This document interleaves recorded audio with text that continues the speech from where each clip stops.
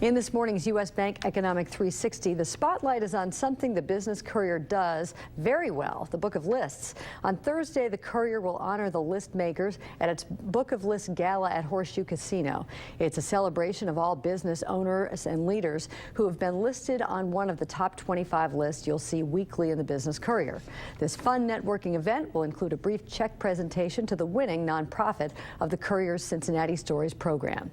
Hannah McCartney, the Business Courier's fabulous researcher who compiles all the information you'll see in the Book of Lists, joins Business Courier publisher Jamie Smith to talk about this amazing resource. Thanks, Peg. Thanks for being here today, Hannah. Yeah, sure, no problem. Tell our viewers what they'll find in the Book of Lists if they've never been in there before. So the Book of Lists is a compilation of everything that I do all year. We produce more than 80 lists, which you'll see in the paper every week, dedicated to exploring different industries. We cover everything from real estate to hospitality, finances, and the Book of Lists is just a way to gather those all together and kind of give a really comprehensive look at the business community in Cincinnati and how it's changed over the year. Okay, and as you said, this is your job. I mean, this is what you do, you know, every day, every week of the year. Why do we go to that time and that expense of putting this together? We think it's a really, really valuable resource to our readers because you just can't find this information anywhere else in Cincinnati. Like I said, I spend all of my time trying to find out as much information as I can about all of the most influential and powerful companies in Cincinnati. This is a great tool for businesses to use for marketing.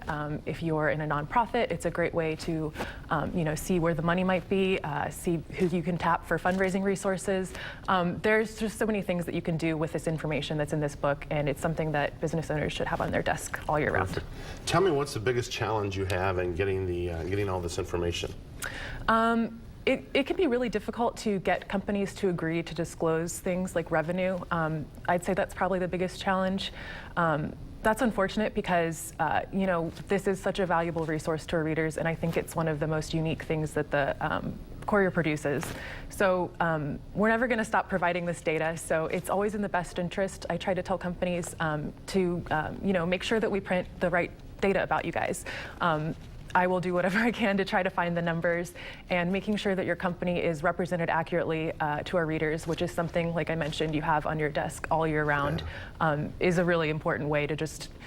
Well, I've actually had CEOs tell me that as they're looking at acquisitions and mergers and different parts of their business, they use the book as kind of their first source to go out and find as much information as they can on these different companies that they may be buying, or whether they're selecting vendors or things like that. So they use it for a lot of reasons. Yeah, it's great if you're looking for a new job. It's a great way to see, what companies are the most successful, who's maybe going through some employment changes.